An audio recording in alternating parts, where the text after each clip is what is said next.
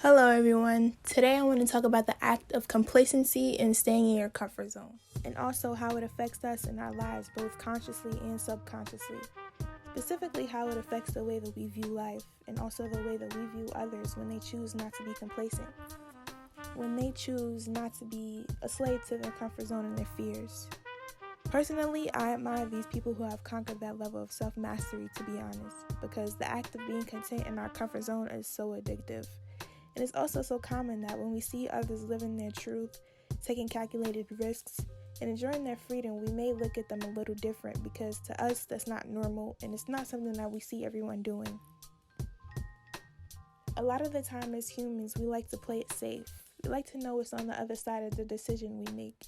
I think a part of that stems from the way we were conditioned, and the other part of it just may be human nature. Some of us never got the correct upbringing or the tools to fully believe in ourselves. When we see courageous and adventurous people and they are successful in all that they do, the number one question someone may ask them is, what's the secret? How are you so courageous? And 9 times out of 10, it is because they believe in themselves.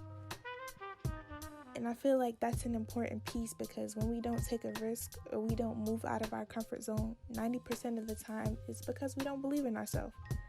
Because of that lack of belief in oneself, we risk the chance of doing what makes us happy.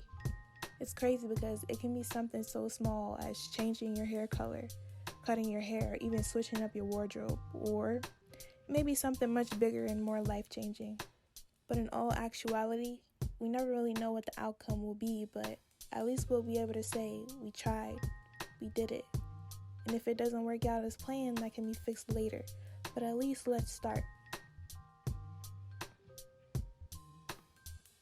I feel like if you go into something with a positive attitude, the probability of the energy being reciprocated is a lot higher.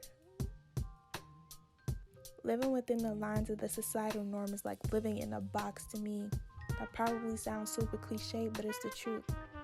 I know that I've personally had some people try and keep me in a box, and honestly I can't even fault them because that's what normal looks like to them.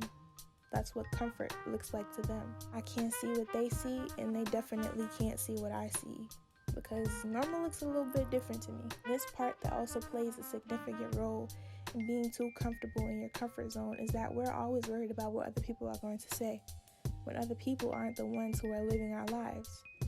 Opinions have way too much power over us. They have for years, and honestly, it's way more than it should. Considering the type of person I am, hearing this whole thing come from me may be a little bit shocking for some people. It's actually a little bit shocking for myself as well, considering my unwavering fear of failure. But my belief in us all doing things we love with no ounce of guilt, and my will to live the life that I want is way stronger than any fear. I remember I read this quote that said, your comfort zone will kill you. And figuratively speaking, our comfort zone will kill all of our desires, our wishes, our interests, and all of the things that we wish to do. And all of those things are part of this big pact of what makes us truly us. So your comfort zone will kill you, figuratively speaking. And I want us all to work towards killing our comfort zone before it kills us, because I'm working on it too with you.